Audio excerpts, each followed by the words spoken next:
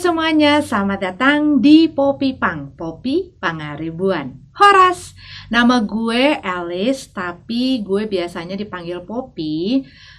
Dari gue kecil sampai sekarang, dari sebelum gue nikah sampai gue sudah 2 anak bujang-bujang, sampai gue berumur 43 tahun, dari keluarga, dari temen, itu semua hampir semua panggil gue Poppy, dan marga gue adalah Pangaribuan.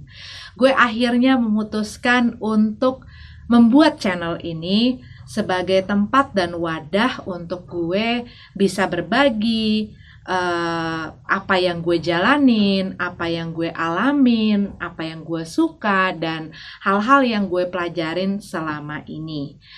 Dan ini tuh terinspirasi sebenarnya dari perjalanan gue merubah pola hidup gue hampir kurang lebih setahun, dari tahun 2020 sampai sekarang, dimana gue benar-benar merubah segala sesuatu yang biasa sudah gue jalanin sebelum-sebelumnya. Dan itu semua membuat gue mendapatkan kembali kesehatan gue bisa beraktivitas, bergerak leluasa, semuanya semakin baik dan sangat baik, bahkan gue merasa lebih bertenaga, lebih bersemangat, lebih happy, dan yang pastinya yang lebih sehat ya, karena kita lebih sehat jadinya itu berpengaruh juga sama cara pikir kita, cara kita merasa.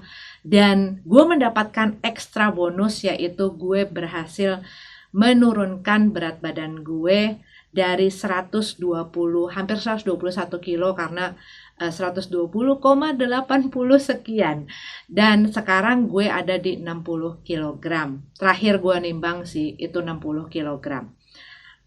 Dan gue nggak sering-sering gitu ya nimbang, pas udah berapa bulan terakhir ini udah jarang-jarang. Dan itu yang bikin gue ngerasa pengen bikin channel ini. Jadi video ini akan berisi cerita-cerita gue, apa yang gue lakuin sampai gue bisa mendapatkan itu semua. Jadi waktu tahun lalu itu gue mencapai berat yang seumur hidup gue itu kayaknya paling tinggi. Dan sebenarnya selama 42 tahun sebelumnya, gue itu bukan tipe orang yang memang kurus gitu ya, badan gue selalu berisi, overweight, tetapi gue mulai yang masuk ke obesitas itu setelah gue melahirkan anak kedua gue. Sebelum-sebelumnya gue selalu berusaha supaya berat gue gak nyampe 90, Tapi waktu gue SMA, waktu masuk dari SMP ke SMA, itu sekitar 20 tahun lebih yang lalu, berat badan gue tuh sempat memang hampir 100 kilo, 98 kilo gitu ya. Dan dibawa sama orang tua gue ke dokter gizi.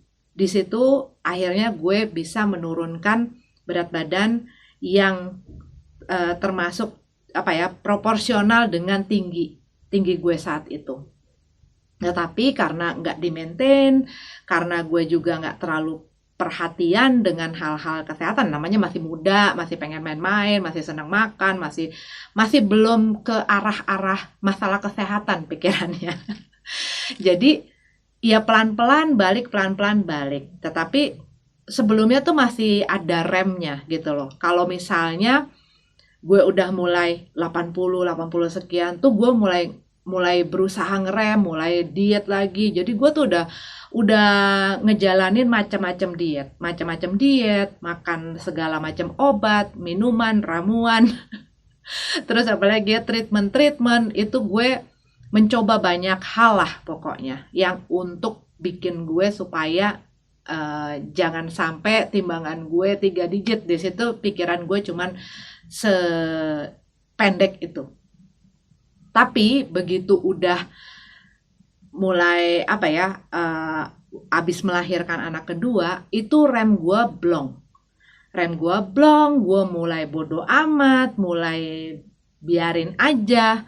Karena gue pikir saat itu, yang penting gue happy, yang penting gue seneng, yang penting gue sayang sama diri gue. Dan saat itu gue menganggap apa yang gue lakukan dengan membiarkan gue makan apa saja, gue leha-leha, nggak olahraga, gue tidur yang semrawut, itu gue ngikutin diri gue itu, menurut gue saat itu adalah yang penting gue seneng.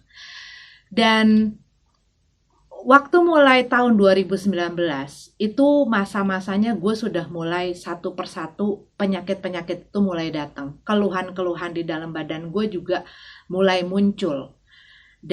Pokoknya mulai masuk 40 tahun lah ya. Dari dulu gue sebenarnya haidnya memang tidak pernah teratur. Gue punya masalah dengan mah gue.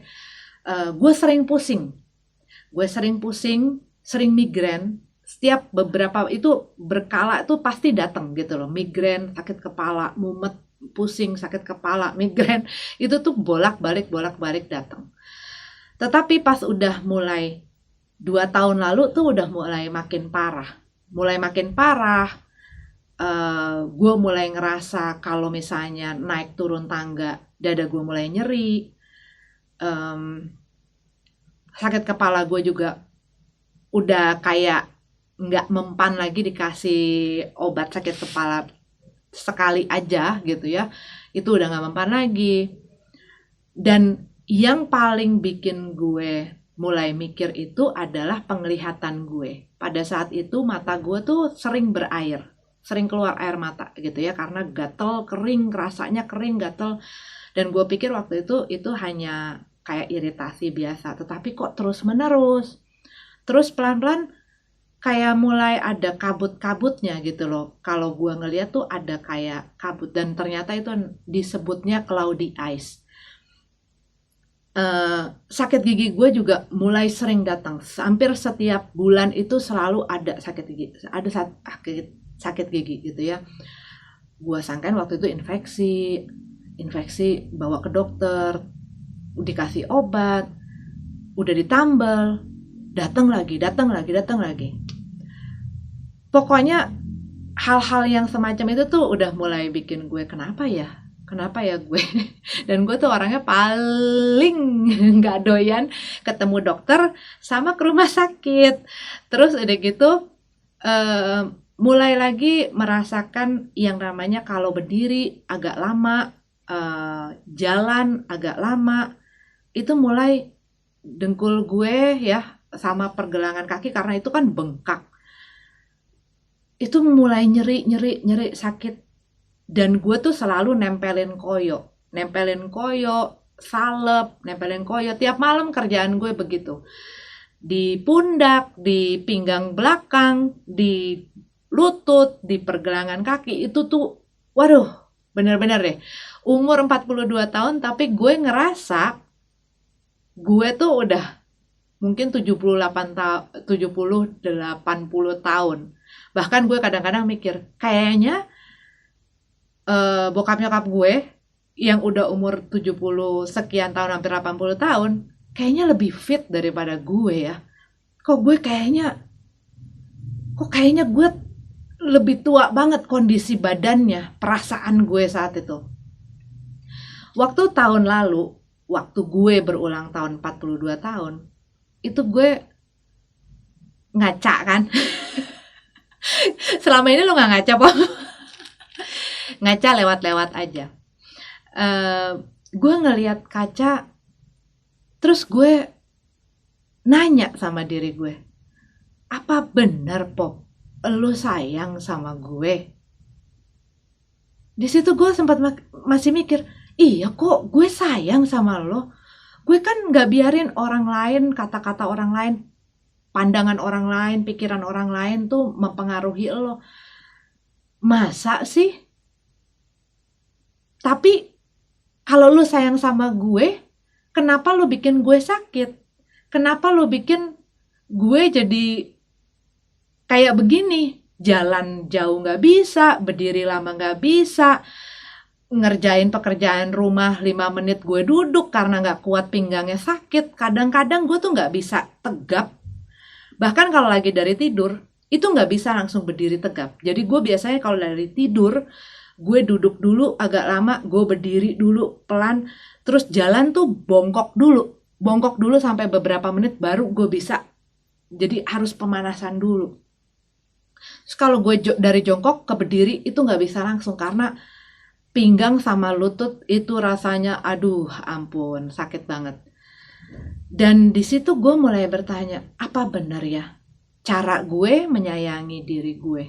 Apa benar gue selama ini mengatakan bahwa gue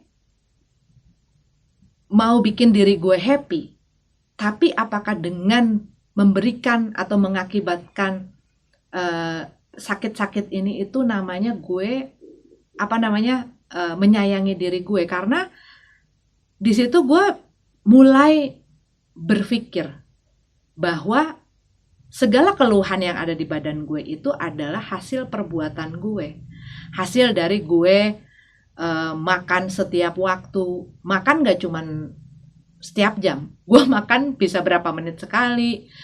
Ngemil gue bukannya kemilan yang kritik-kritik lagi, tapi ngemil gue adalah bikin burger, bikin hotdog, siomay, mie, dan lain sebagainya. Belum lagi makan besarnya. Gue tuh kalau dulu makan tuh selalu nambah nasinya.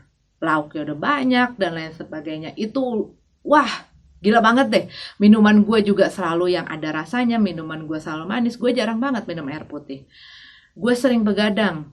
Tidur gue acak-acakan. Jadi tidur gue tuh karena emang pekerjaan gue banyak menuntut gue untuk bisa nyala on di malam hari karena klien-klien gue banyak orang luar.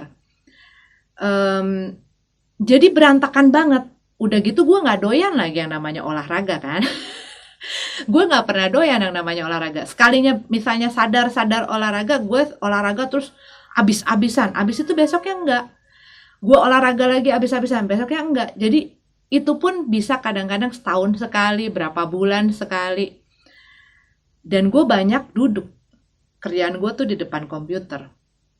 Dan gue mulai di situ gue mulai tersadar, terbangun. Itu kayak perbincangan gue dengan diri gue pada saat itu yang bikin gue sampai nangis bombay. Karena di saat itu gue rasanya kayak ditabok-tabok, tapi ditabok-taboknya sama diri sendiri, bukan sama orang lain. Kayaknya iya ya, gue tuh udah salah. Dengan gue membahayakan diri gue sendiri, membahayakan kesehatan gue, itu gue tidak menghormati diri gue. Gue nggak menghargai dan nggak mensyukuri hidup yang udah dikasih, tubuh yang udah dikasih, sama yang kuasa buat gue. Di situ gue ngerasa mendapatkan satu pencerahan.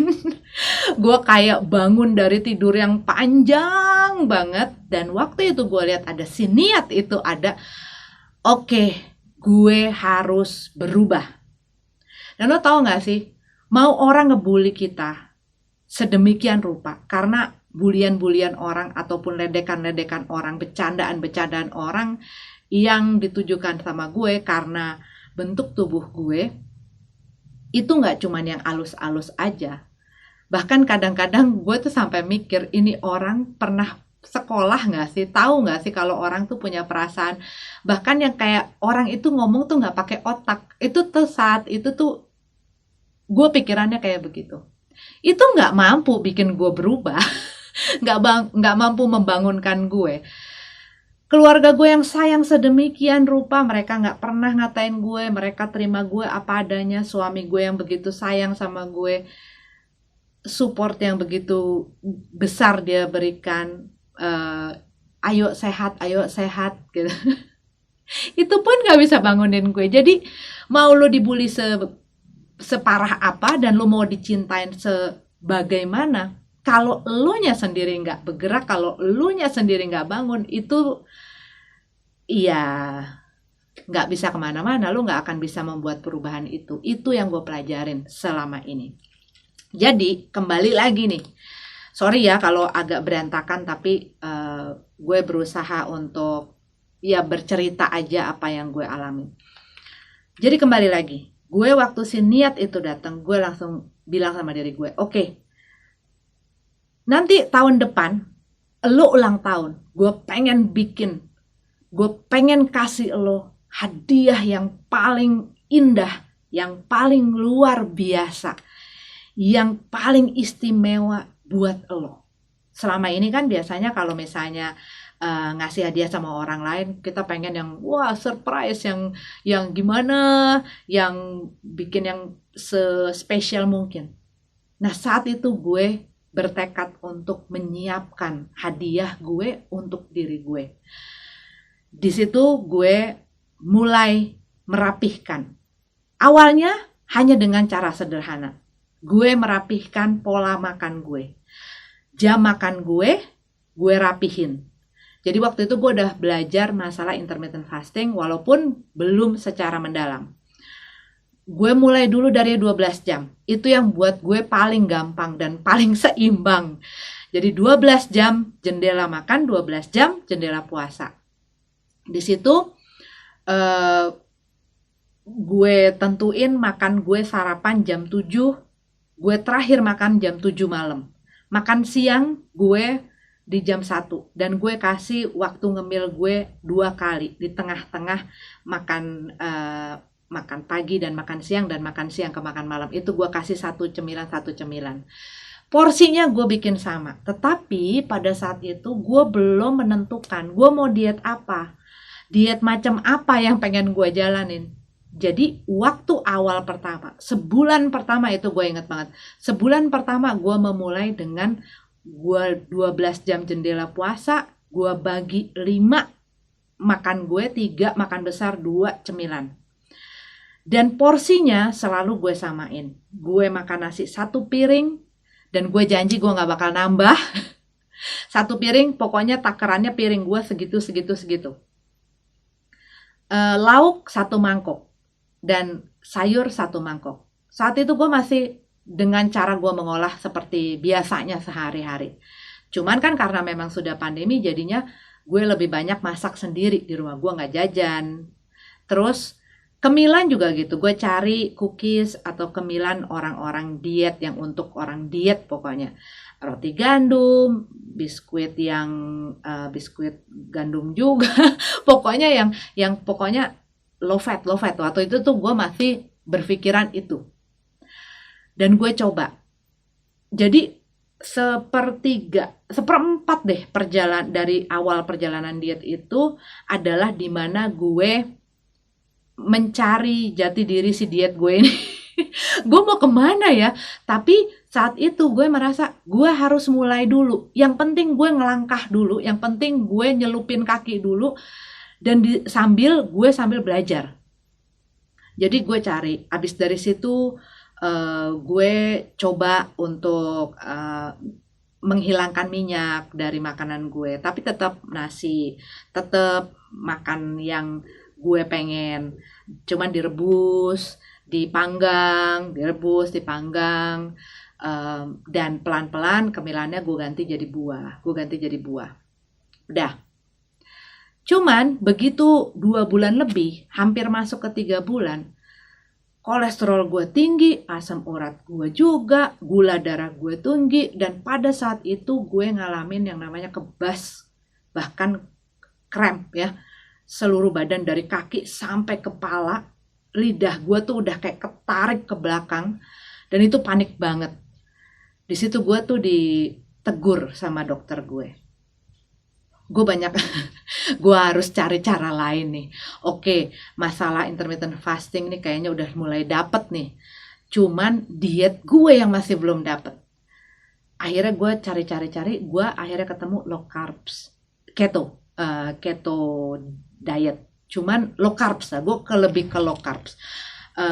Gue jadi meng-cut karbohidrat dan gula.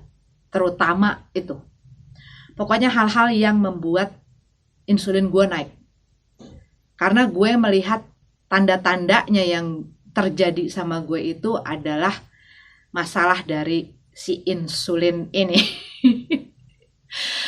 Jadi gue akhirnya waktu itu gue ngomong sama diri gue, lu nggak bakal kenapa-napa kalau lu nggak makan yang namanya nasi, mie, tepung-tepungan. Masih banyak makanan lain yang lu bisa makan. Dan ini tuh diet yang paling santai banget.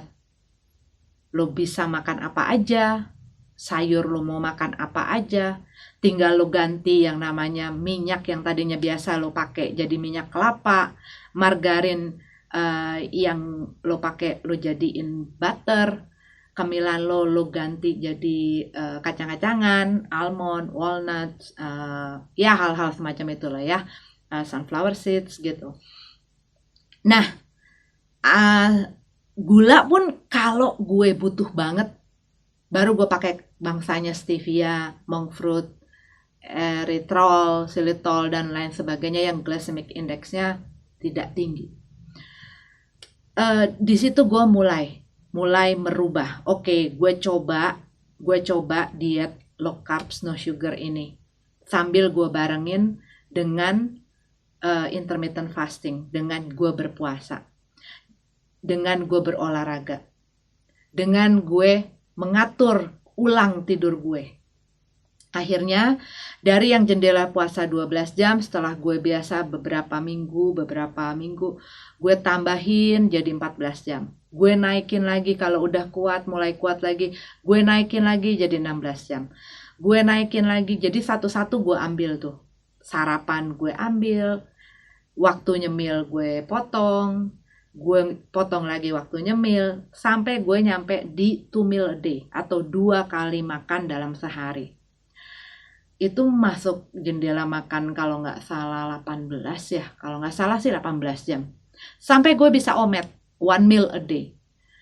Jadi seharian gue nggak makan apa-apa sampai makan sore menjelang malam. Itu baru gue makan besar. Cuman karena gue high fat diet dan fatnya juga gue pilih gitu ya. High fat diet, moderate protein dan low carbs, dan gue menghindari gula. Itu gue teraturin, dan memang karena diet gue berubah, gue merasakan rasa lapar itu mulai turun, mulai kadang-kadang gue gak ngerasa lapar. Gue masih makan sayur, dan sayur itu biasanya kalau gue makan tuh banyak banget. Gue kalau makan sayur tuh hampir kayak kalau lo tahu baskom tuh, baskom itu sebanyak itu. Dan gue biasanya makan sayur yang gue lebih suka tuh sebenarnya yang nggak diolah ataupun diolah nggak terlalu berlebihan, cuman tumis sebentar ataupun direbus sedikit gitu ya. Gue makan ataupun salad gitu. Jadi gue lebih makan yang kayak begitu-begituan kalau sayur.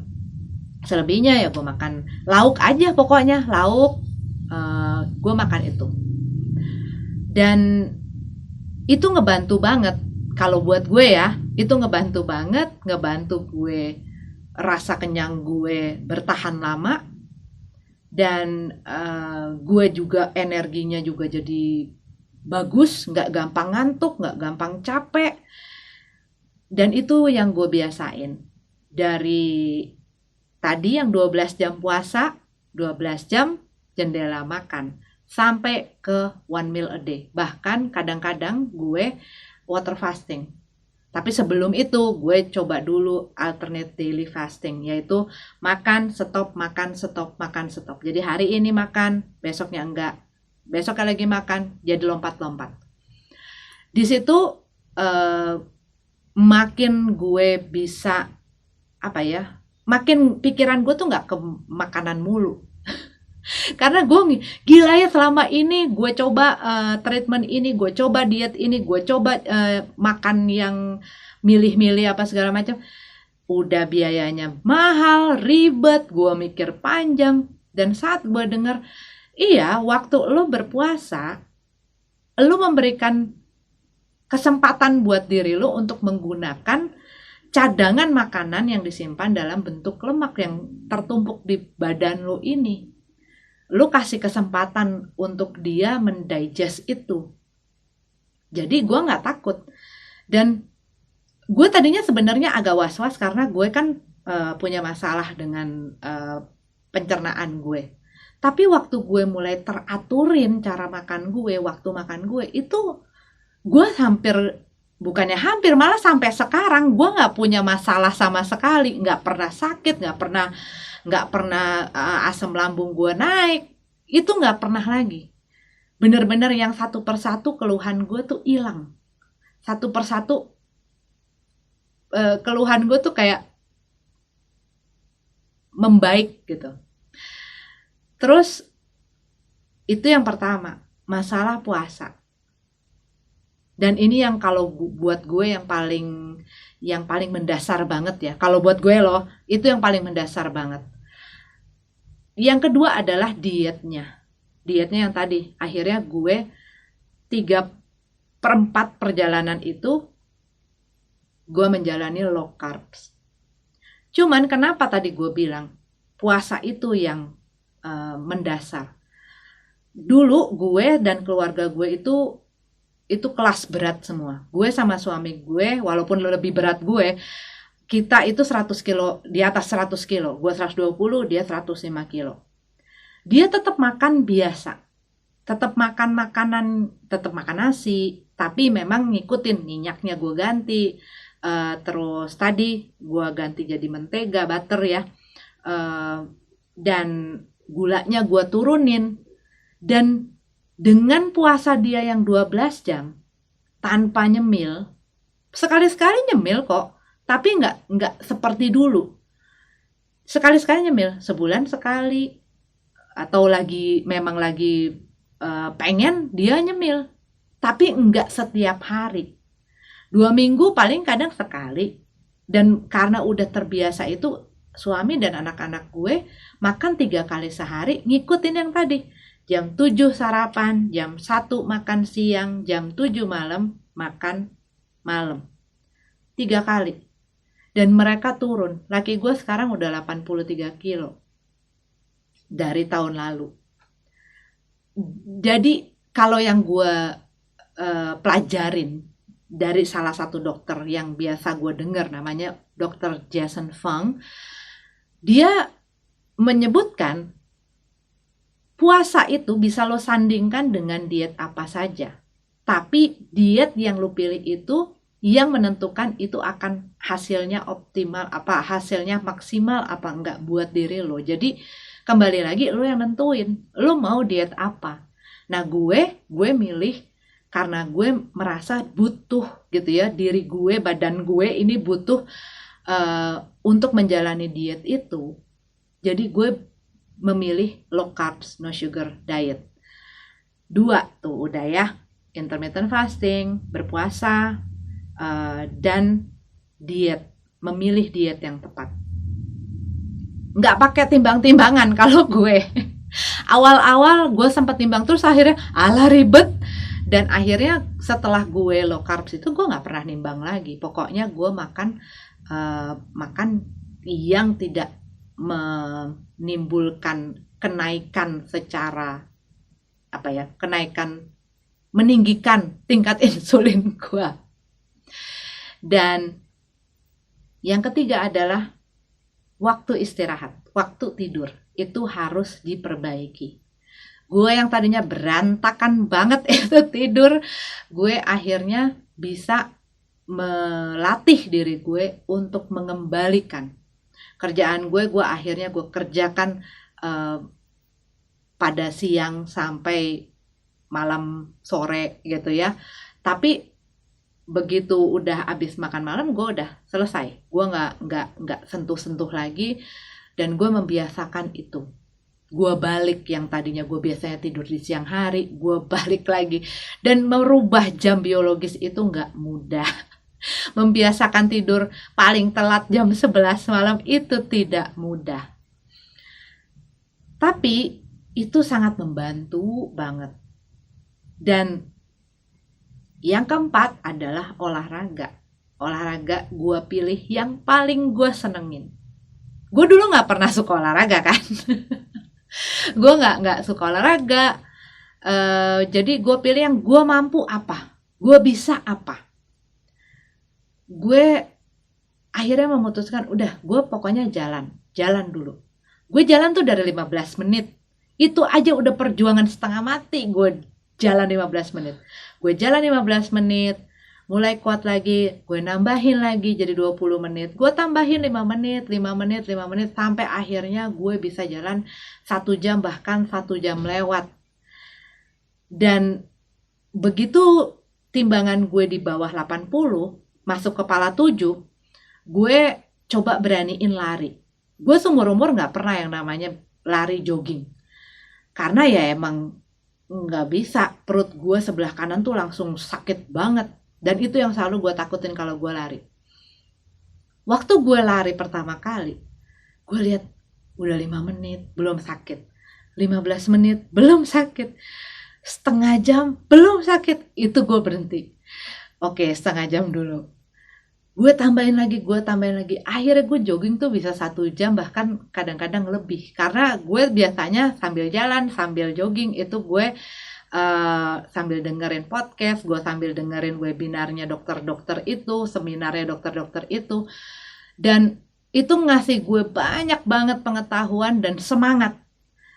Jadi olahraganya dapet, infonya dapet. Sama minum air putih.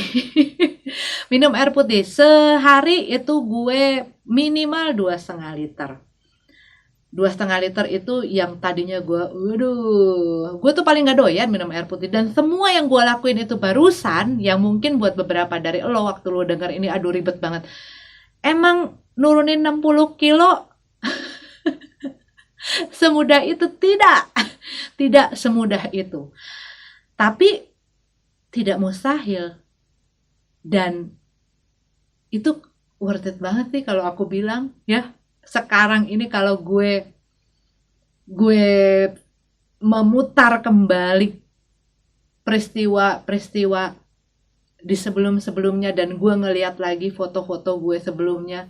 Halo semuanya, gue Elis, dan ini adalah hari pertama gue mulai perjalanan diet gue. Hai guys, apa kabar semuanya? Ini gue lagi jalannya sore-sore di komplek rumah aja.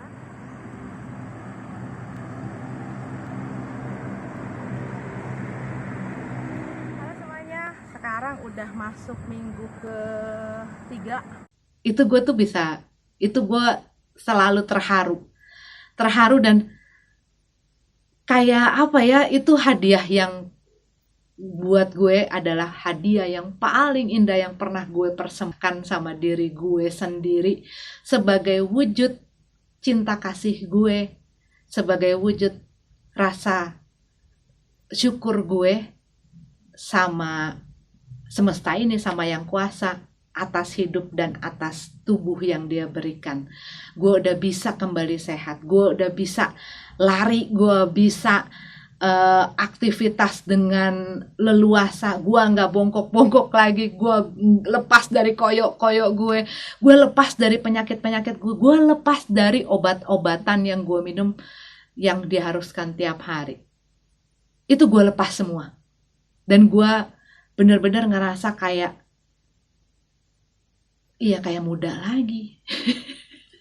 Yang tadi tahun lalu gue ngerasa badan gue lebih tua daripada umur gue, sekarang gue ngerasa bahwa badan gue lebih muda daripada umur yang gue berada saat ini. Dan itu yang bikin gue bisa dengan bangga dan bisa dengan bahagia ngeliat ke kaca, ngeliat ke diri gue, dan gue bilang, gue udah bilang Pop, gue sayang sama lo. Dan ya, sekarang ini gue masih menjalani itu. Dan kadang-kadang gue water fasting untuk untuk clean up sel-sel dan hal-hal yang nggak perlu di dalam badan gue. Dan itu gue denger banyak sekali dari dokter-dokter. Kalau lo pengen dengerin tuh banyak banget. Ada dokter Jason Fung, dia yang nulis buku Cancer Code, Diabetes Code, sama Obesity Code. Ada dokter Eric Berg, ada dokter Stan Egbert kalau nggak salah, ada dokter Pradip, ada dokter, wah macem-macem. Itu semua yang gue dengerin. Setiap hari gue dengerin, setiap hari gue belajar. Karena apa? Gue nggak pengen hanya dari satu sumber, hanya denger dari sini, lalu gue terapin sama diri gue. Jadi gue denger dari beberapa sumber, gue simpulin, gue olah, gue proses, gue terapin ke diri gue, dan gue dengerin badan gue gimana. Nah, itu adalah salah satu kalau lu mau memilih diet yang tepat, cara yang tepat, yaitu lu mendengarkan, belajar dari orang dan mendengarkan badan lo. Karena apa yang dijalanin orang belum tentu juga cocok sama lo. Tapi kalau buat gue masalah puasa, masalah olahraga, masalah tidur, itu adalah tiga dasarnya, dari kayak pijekan untuk diet lo supaya bisa maksimal. Kalau menurut gue lo ya, apa yang gue simpulkan selama ini, karena suami sama anak-anak gue mengalami penurunan berat badan juga melakukan itu. Puasa 12 jam, tidurnya juga sama, paling telat jam 11, dan itu kita 7-8 jam tidur. Dan olahraga, masing-masing olahraganya lain-lain. Gue jalan, laki gue juga jalan. Gue kadang-kadang lari, kadang-kadang joget-joget, kadang-kadang main dumbbell. Anak gue nggak tahu, mereka itu pakai aplikasi sendiri, dan gue cuman ngeliat aja kadang-kadang mereka lagi push up, lagi planking, lagi angkat beban, lagi ngiter-ngiter. Tapi mereka ngelakuin itu secara konsisten. Ya gue seneng banget, dan gue pengen berbagi ini dan pengen ngingetin sama kalian bahwa nggak ada yang nggak mungkin kok, nggak ada yang nggak bisa kalau lo mau. Dan sebelum lo mau, yang awalnya lo harus lakuin adalah jujur sama diri lo, jujur dengan apa yang lo lihat, jujur dengan apa yang lo pikir, jujur dengan apa yang lo rasain.